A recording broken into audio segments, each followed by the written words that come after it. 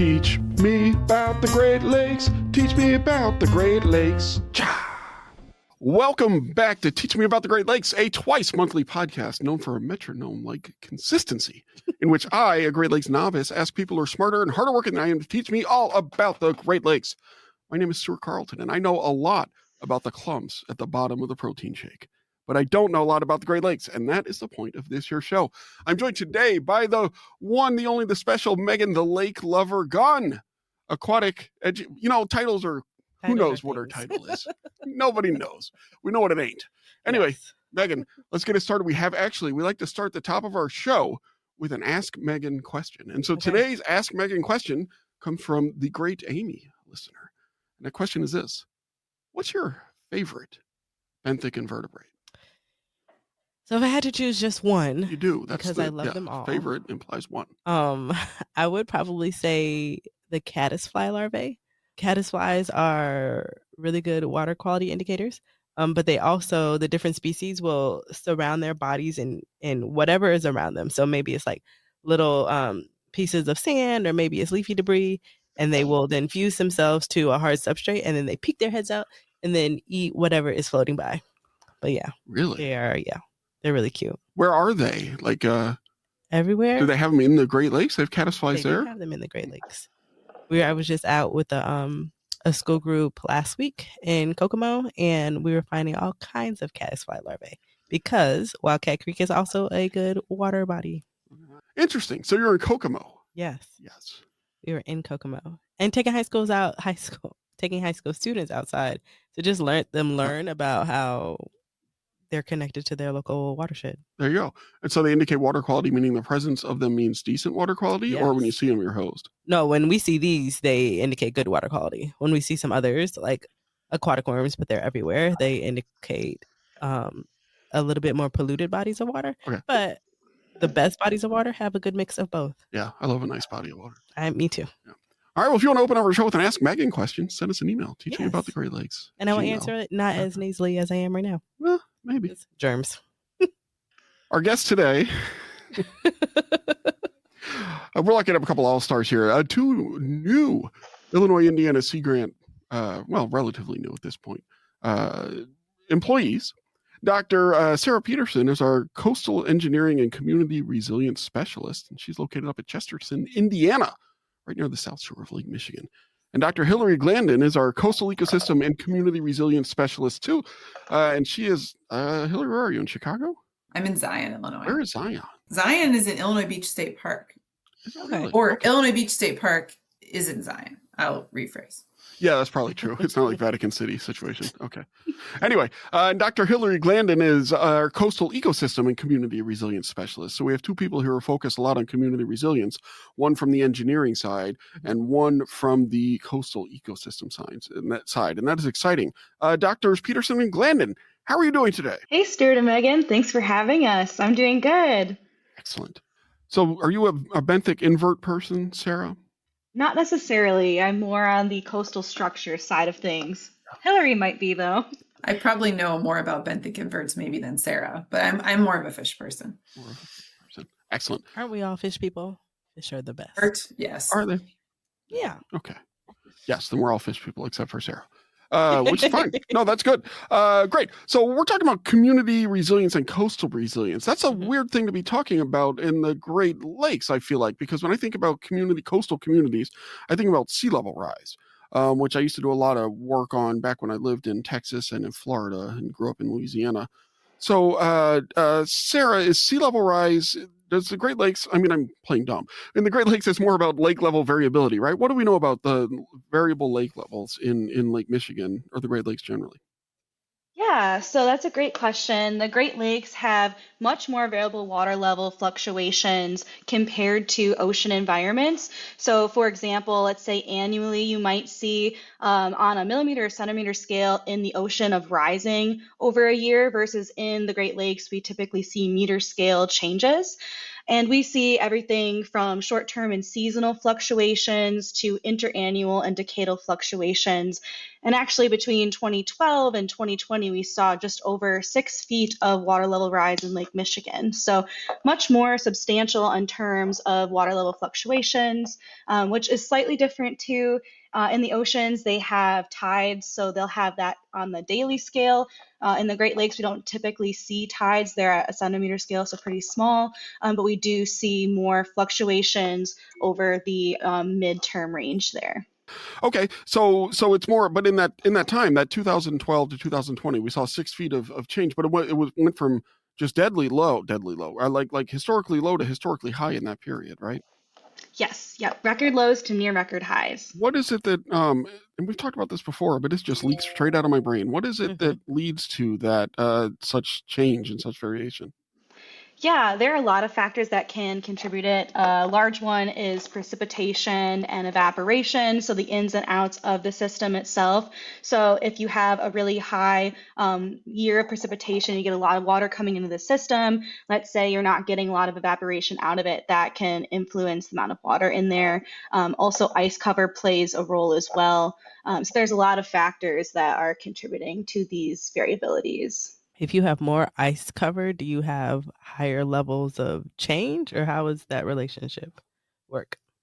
Yeah, so typically if you have more ice cover, that can lead to less evaporation. Yeah, I would add that, lake level fluctuation is something that is really complicated, and we don't fully understand how lake levels change well enough to do very accurate predictive modeling. There's models, right? But they include a ton of uncertainty, usually higher levels of uncertainty than most researchers are willing to bet on. So yeah, it's a very active sort of area of research because, as Sarah said, it really influences almost everything that occurs in the Great Lakes. So we ideally want to have a really good idea of how to predict that in the future. Yeah.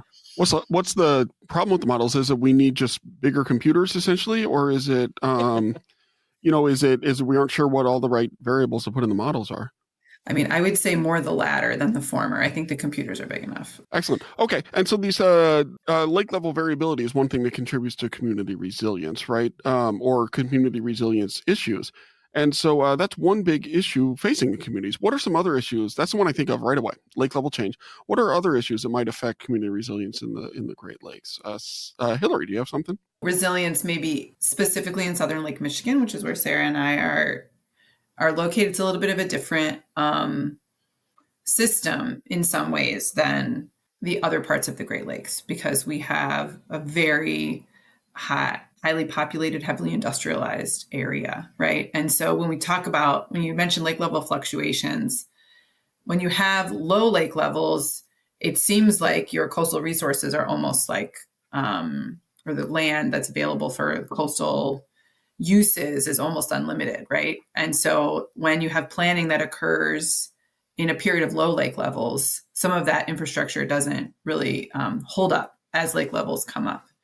And so ideally, from like a coastal hazard perspective, we would be planning based on high lake levels, right? Because if your infrastructure is holding up and your ecosystems and all the things that you value about the lake are holding up in a high lake level year, then they're going to do great in a low lake level year. So in southern Lake Michigan, we have a lot of permanent human-built structures that have very little flexibility in terms of adapting to large changes like lake levels. Like we have an entire gigantic city built with hardened structures on the lake, right? Where we can't just move it back. And so I think those trying to support people and animals and coastal processes occurring in that system that really values lake, right? Chicago exists on the lake, exists where it does because of the lake, right? Yep. And so, in order to do that, when you see all these big changes, in terms of driven around lake levels, that can be really, really complicated in southern Lake Michigan. And there's not really a lot of other analogs within the Great Lakes to sort of learn from. So we're kind of doing our best here. Yeah. I never thought about that. That's such a good point. So, like in 1992, there was Hurricane Andrew in Florida, right? And that just leveled Homestead was the name of the place, in South Florida there. And they spent a decade working on it. But then in 2002, completely revised building codes came out to be resistant to a hurricane of that strength, at least ideally. And in Florida, the development is so rapid that, there was plenty of development with that post 1992 standards. But Chicago's been around forever, right? And I think that the coastal communities aren't developing here at the same speed that they did in Florida over the last 30 or 40 years. Although I don't know, that's just my anecdotal sort of thing. And so that's an interesting challenge, is like, what do you design for? Sarah, you do a lot of work in coastal engineering. Like, do you have thoughts on, how should we incorporate high lake levels into our design processes or into our engineering, or what are some things we can do about it? Yeah, great question. So, coastal engineers and consultants do consider high water level conditions in their design codes. So, they typically think of design storms and high wave environments to build these structures from. The issue is that these changes are adapting from previous high storm events. So, with the changing climate, we're seeing greater frequency of extreme storms that are kind of overtopping and exacerbating existing infrastructure that was maybe built back in the 1960s. So there's a lot of changes throughout that. And building off Hillary's comment too, the infrastructure is very vast in southern Lake Michigan. Lots of different types, lots that have been in existence for a long time. And so another major issue that communities in these areas down here are facing is sediment transport issues. So with the implementation of these structures, a lot of them alter natural processes and currents, which can lead to either a lot of sediment accumulating in certain locations or sediment deprivation and worsened erosion, which kind of sparks this never-ending cycle of the need for more coastal protection structures. So yes, it's important to consider water level fluctuations and how that influences structure, but also, what's surrounding where you're trying to manage a coastline. Could you give us some examples of what those structures might be? Sure. Yeah. So there are several different types of coastal protection structures. If we're talking about like traditional gray infrastructure, revetments are a very common one. So those are the big rocks you would see that are parallel to the shoreline. And so those are typically designed to reflect wave energy out into the lake. So instead of eroding a coast, kind of directing that in somewhere else. We also see groin structures and jetties, which stick out into the lake, kind of perpendicular to the shore. Those are either designed for navigational channels or to intentionally trap and accumulate sediment from the incoming wave direction. So a little bit different functionalities there, but both of which directly interact with coastal processes along the coastline. Sweet, thank you. And with the groins, first of all, okay. My favorite thing about the groins is when I got a request for you to approve an expense that you were recording videos of groins. You were standing on a groin recording a video, and I still haven't seen the video, so I'm not entirely sure what it looks like. But that's excellent. And so one thing that I used to think about a lot is hard versus soft structures. One of the things I worked on in Texas was this idea that was kind of novel at the time called living shorelines, which was people love to, right on the coast, they would put up seawalls or retaining walls or whatever, this really hard structure.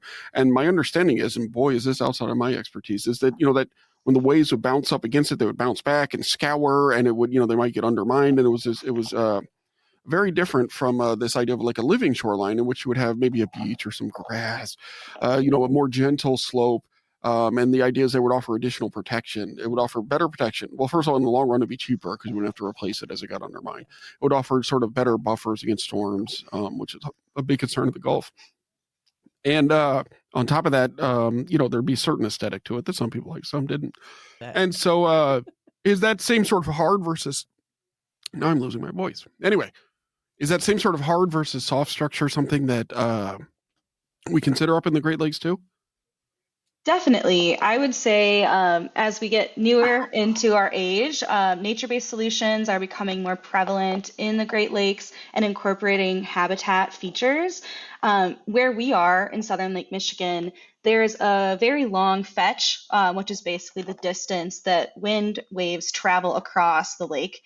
So we can get pretty large waves that are coming down to our neck of the woods. So traditional nature-based solutions might not necessarily be always applicable in certain coastlines. And so in our area, we do a lot of multiple lines of defense where we incorporate engineering design with habitat features to design nature-based solutions. And Hillary actually has the benefit of being located at one of these really unique nature-based solution sites that incorporates breakwaters and submerged ridges to kind of dissipate some of that wave energy before interacting with the coast. And she can tell you all about the cool habitat features there as well.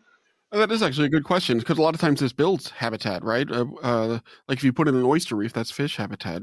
So tell me about all the cool habitats, I guess, down there. What is the solutions they have, and how has that affected the fish and other communities? Well, I will tell you about that. Thank you for asking. But before I do, I just want to point out,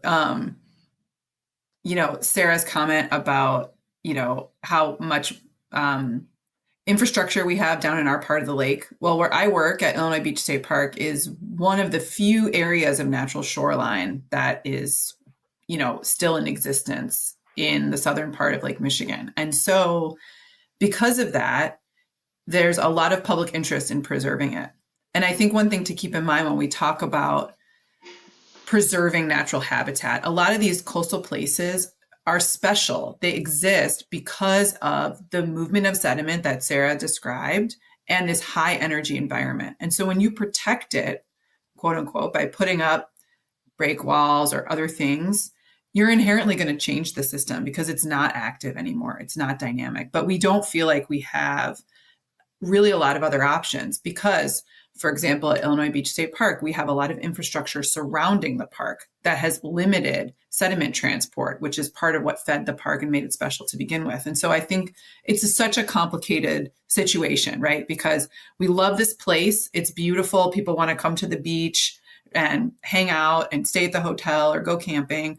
But the more that you protect it, the less it becomes what it was, why it was special. And so I think the challenge we have when we're thinking about coastal systems in general is just like, how do we keep that place special without, while still allowing it to be accessible for users, right? And so at Illinois Beach, we've put in, there's been a lot of interest in this system.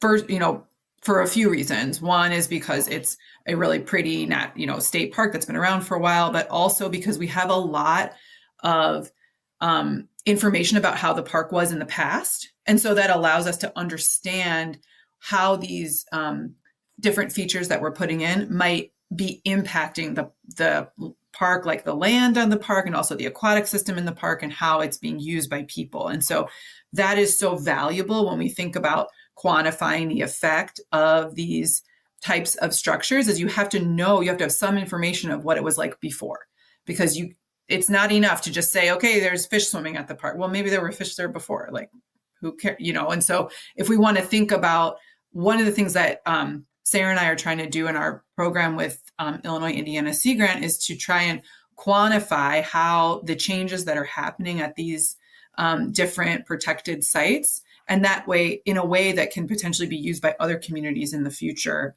to protect their valuable coastline. And so, what nature-based solutions are popular, like you and Sarah said, Stuart, but we actually have very little information on the quantification of the impacts of these structures. So that's one of the things we're trying to do here at Sea Grant. That makes sense. So what are, to try to understand what is there and what is like the baseline, how are we changing over time and how to make those decisions? And so thinking about the work that we do at Sea Grant, and so we have the changing in water and the changing in sediment that results from the change in water affecting community resilience potentially, right? Some of that's because we have old buildings. I'm summarizing what I've understood.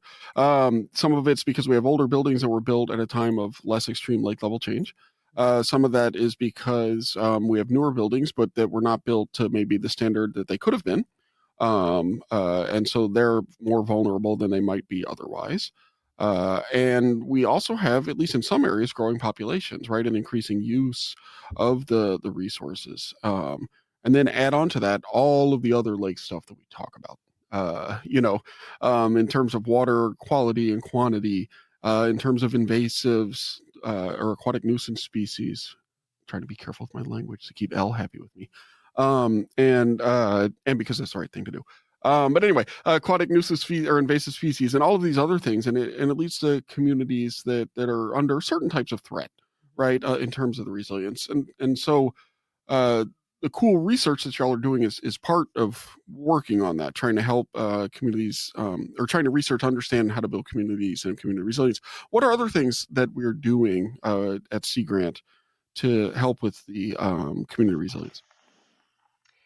Yeah, so I would say that education and outreach are a big component of Hillary and my roles as well. And we're really trying to understand what is needed by communities to help coastal decision making and coastal resilience along the coast. And so at Illinois Indiana Sea Grant, we're working on a series of coastal videos.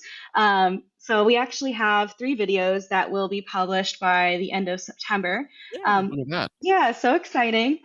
One is going to detail natural coastal processes and how the coast is shaped under those processes. And then another one is going to look at specifically revetments and seawalls and how they interact with coastal processes. And then moving on to groin structures and similar how they interact and alter those coastal processes. So hopefully that'll help with some decision making when it comes to traditional structures. And then we're also working on nature-based solution video that will be coming out later in the year as well to help with some of that guidance for our high energy wave environments. That's cool. But we'll put links to those videos in the show notes if they are available when this episode is released. And if not, you can just go to iicgrant.org. Yep. And the YouTubes. And the YouTubes, each one of them. Yep. Each one of them. Excellent. Well, that is fantastic. So we're using research, we're using education and things like that. Are we trying to work with communities too directly, or are we just hoping to sort of spew stuff out there and hope it gets them wet?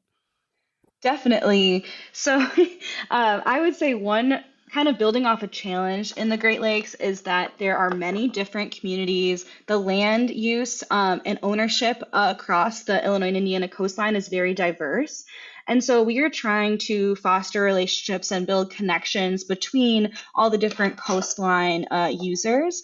And so I'm excited to announce that Illinois Indiana Sea Grant is partnering with Indiana DNR's Lake Michigan Coastal Program and Illinois DNR's Coastal Management Program to build a bi-state coastal resilience community of practice.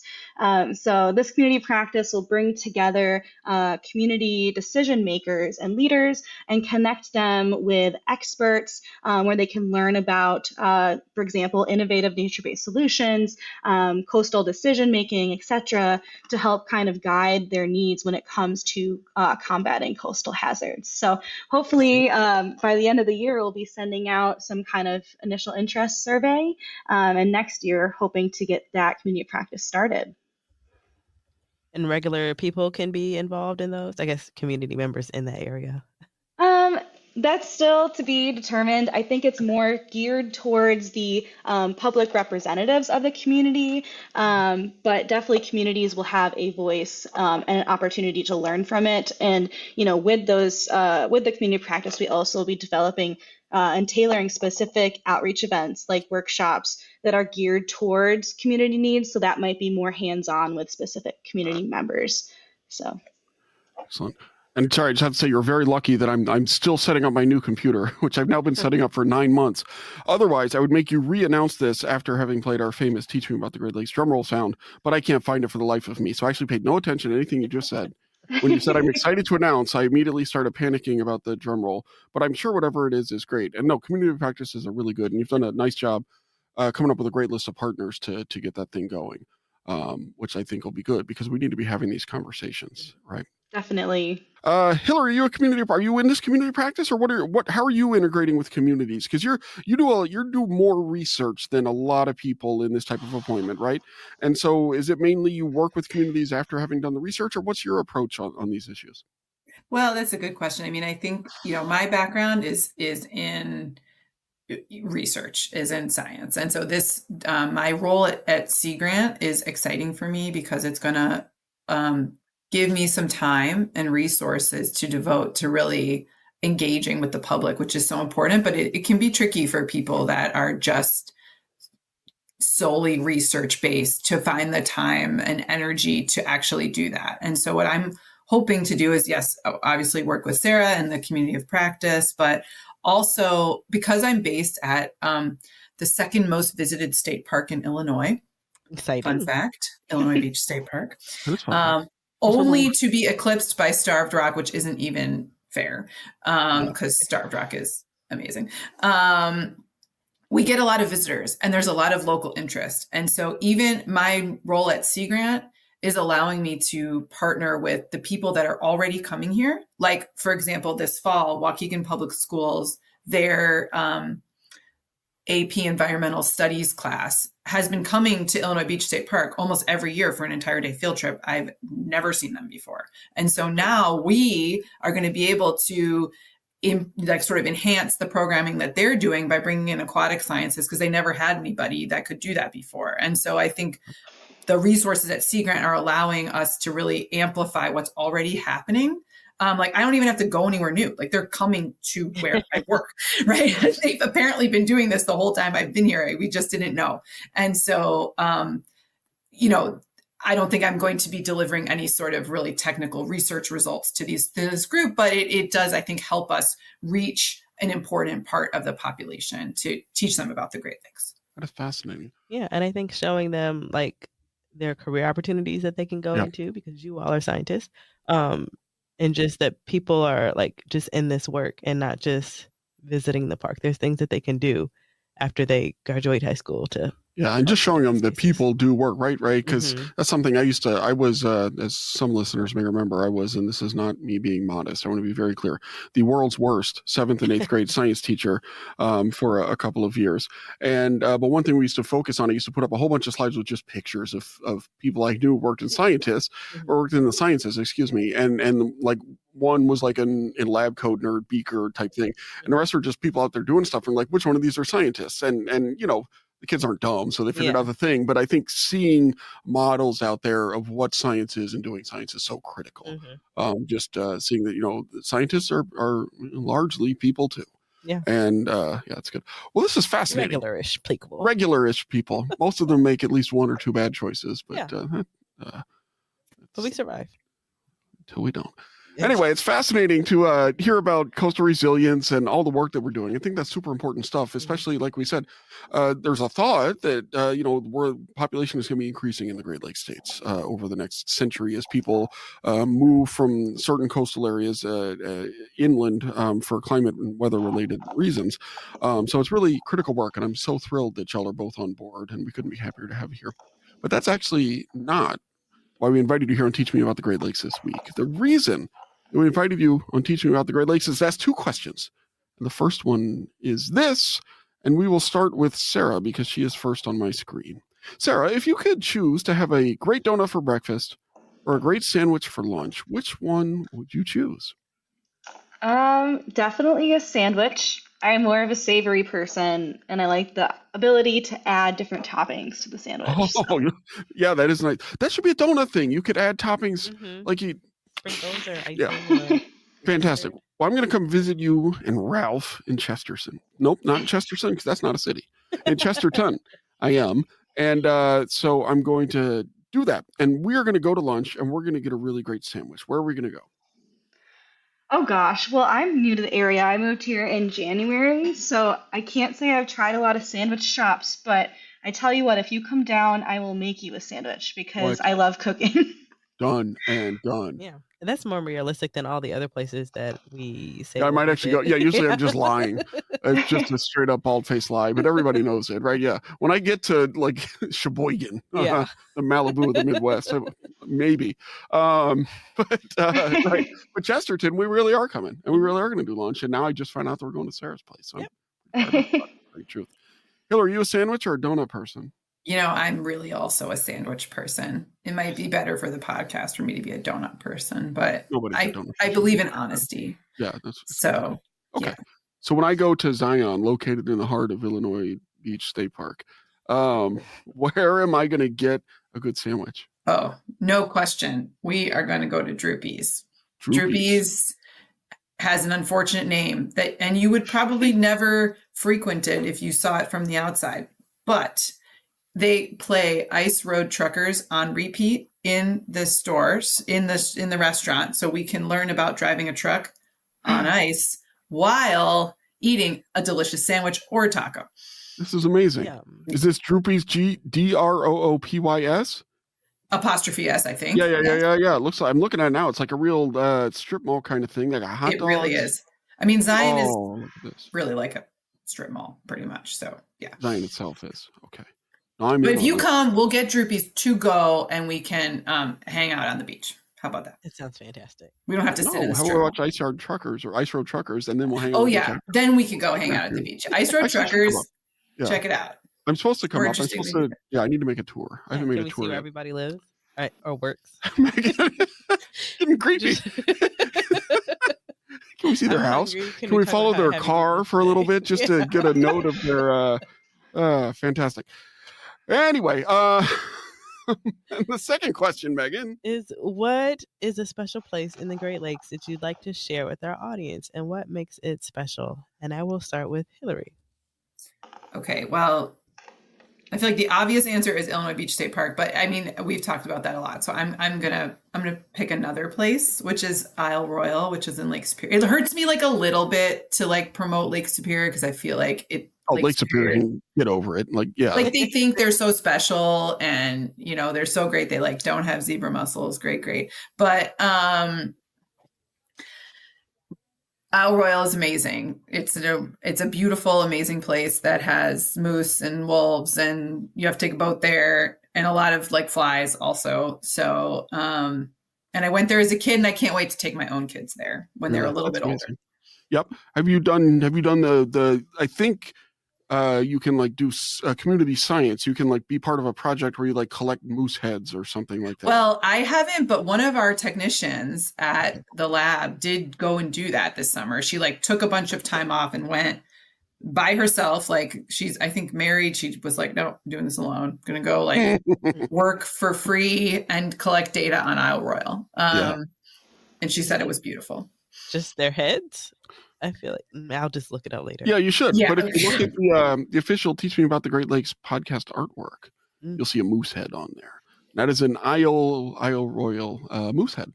Laureen Nieuwenhuis is the name of the woman. She's an adventurer and author. She wrote a book about walking around all the Great Lakes, which is something it's a choice you can make in life.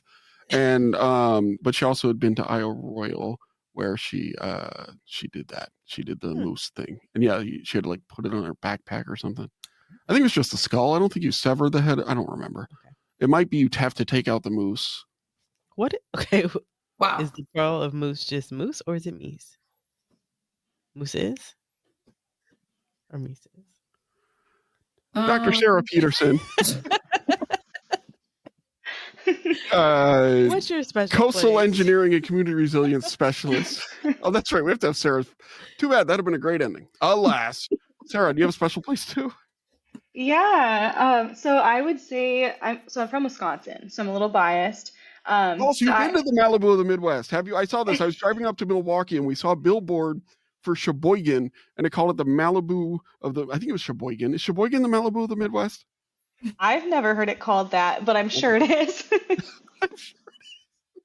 Lots of fun names for places in Wisconsin. Yep, Sheboygan, the Malibu of the Midwest.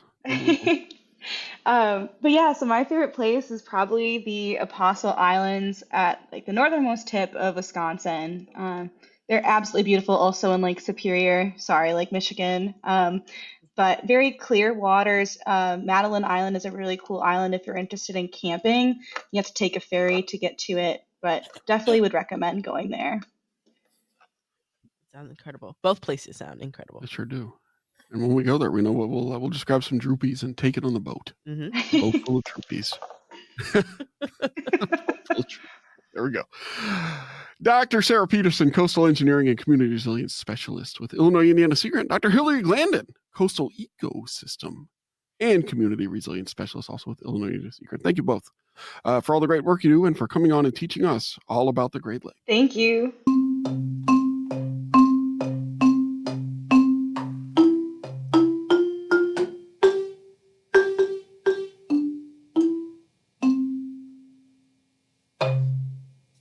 We're so excited to have them on board. It's been a while since we've been able to sort of really focus in on a new area, and resilience is something that we're doing a lot with.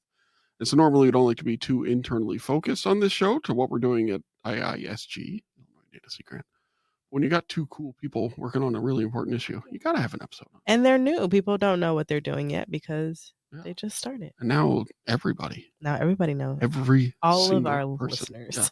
Yeah. The Pope himself. Yes. From Chicago. Yeah. Pope, call me. Yes. What did you learn today, Stuart? So what did I learn about the Great Lakes today? Well, one is I learned a little bit more about lake level variability, which of course we talk about plenty.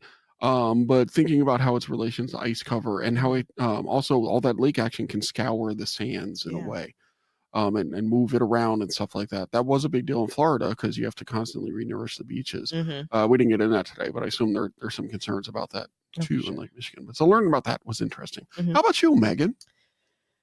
I learned lots of things, but I think one of them that's always just surprising to me is that people will build their lives around water that's just kind of moving. Yeah. And like it changes. And so now we have to stop the movement of the sand so that we can still have our communities and our buildings set up where we want them. It's a lot of hard decisions you have to make, right? Well, I mean, shoot, the city I grew up in, New Orleans, required the Mississippi River to be barricaded, essentially, right? Because it likes to change its channels. And if it does that again, that's the city of New Orleans is, well, I mean, it's always in trouble with water stuff, but there. Yeah. Just how do we adapt? With and without nature. But let's do it with it because we are all interconnected and we need it. Let's do it with it. Like islands in the sun.